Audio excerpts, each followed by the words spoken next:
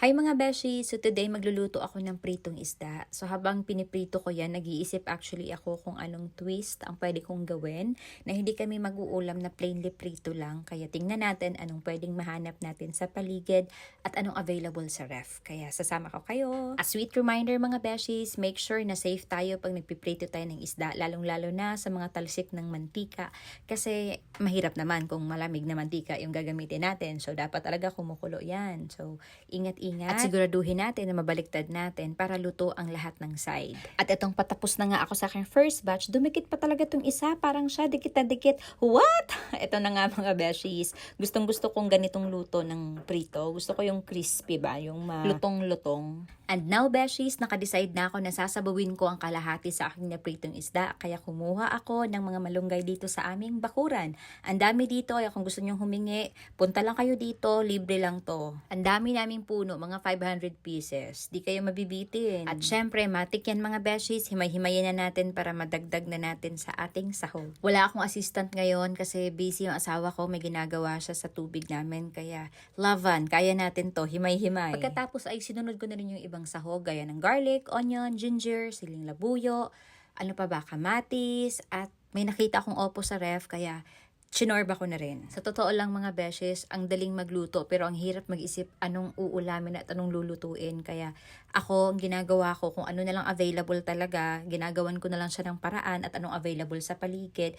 Yun, anong feel ko sa panglasa ko, kaya yun yung ginagawa ko. May mga pagkakataon nga na ang dami-daming tira sa ref na nakakaumay na rin kung piprituin mo lang siya ulit or sasabawin mo lang siya, iinitin mo lang siya. So ginagawa ko, hinahalo-halo ko at ginagawan ko siya ng twist kung paano maiba naman yung lasa. Kahit papano, hindi masayang yung mga tira-tira namin kasi dalawa lang kami kumakain dito araw-araw. At ito pa mga beshies, to be honest ha, pag ikaw pa naman nagluluto, mawawalan ka talaga ng ganang kumain kasi I don't know kung lahat nakaka-relate but nakakabusog talaga once tikim ng tikim ka sa niluluto mo. Kaya konti lang yung nakakain. Kaya ako, konti na lang talaga yung nakakain ko pag kumakain kami. Kaya ang dami pa rin talagang tira kahit gaano kaliit, kakonti yung lulutuin ko. Swinerte lang talaga ako sa asawa ko dahil hindi rin siya mapili sa pagkain. Kahit anong iserve ko, kahit anong niluluto ko, kinakain niya. Though may mga comments na bago sa paningin niya, bago sa panlasa niya, but still kinakain niya pa rin or else patay siya. Dahil masasakal talaga siya pag hindi niya kinain yung niluto ko. At itong patapos na akong ma-ready lahat ng mga sahog na kailangan ko mga beshies, itong opo,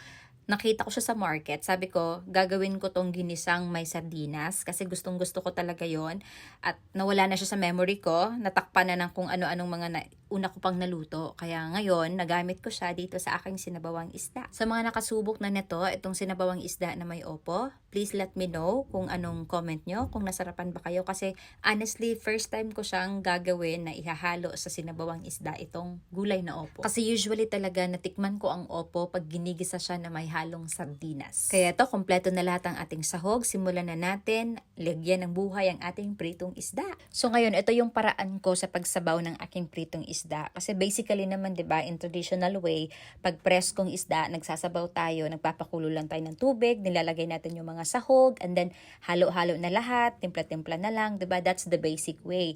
But since ngayon, pritong isda yung gagamitin ko, gusto ko talagang naka-stir fry yung mga sahog para manuot, tsaka bumango pa siya lalo at mas manamnam siya. Kaya ito yung ginagawa ko ngayon. Inuna ko yung sibuyas tsaka luya, sinunod ko na yung garlic, tsaka ginisa ko na rin yung kamatis tsaka siling labuyo para wala lang, trip ko lang. So sinunod ko na rin actually dyan yung opo para magisa-gisa ko pa siya konti. Ayan. So yun pa, depende lang talaga sa mood mo, anong pagkasunod-sunod. As long as aware ka sa mga sahog mo, ano yung mas mabilis maluto, ayaw mong ma-overcook, and then cover lang natin, simmer for a couple of minutes. So while waiting, nire-ready ko na tong asin, paminta, tsaka magic sarap ko. So I put it all together, hinahalo-halo ko na siya para isahang bagsakan. And there, check natin. So make sure mahalo-halo natin siya para yung nasa ilalim na naluto na, mabaliktad na naman natin siya. And of course, control lang tayo sa apoy ha. Huwag masyadong malakas, huwag masyadong mahina.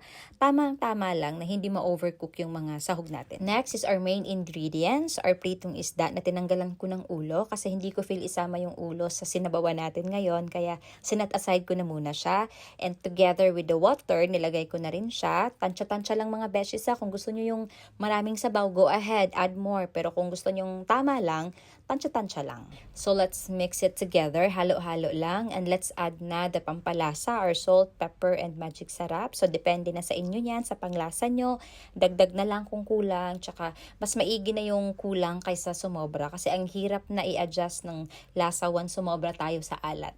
So let's cover it na muna and then let's simmer it for a couple of minutes. Check lang natin kung malambot na yung ating opo and the rest of our ingredients. And of course, timpla-timpla na lang according sa panglasa natin at check din natin the rest ng ating mga sahog kung luto na ba. Again, reminder lang, lalong-lalo na sa asin, careful lang tayo kasi ang asin, once umalat yan, mahirap pang habulin yan. Kaya mas maigi ng magdagdag na lang kaysa sumobra. So there, nilagay ko na rin yung malunggay natin. Actually, hindi na natin kailangan i-super cook yan kasi kahit hilaw, pwede natin kainin yung malunggay. So what I did, I just cover it and turn off the fire and that's it. That's finished. And our sinabawang pritong isda is ready to serve. At kung napansin nyo, may nag-iisang okra dyan. Yes, nakita ko yan sa ref, kaya hinabol ko na lang. No need naman pakuluan pa yan kasi edible yan. Kahit ipatong mo lang yan, mainitan lang yung konti, pwedeng-pwede na yan. And our lunch is solved for today. Ready to eat na. Problem solved for ulam today mga beshies. Again, whatever available, pwede natin gawa ng paraan yan. All we have to do is to be creative and sourceful. Again, see you in my next video mga beshies. Happy eating. See you. Bye!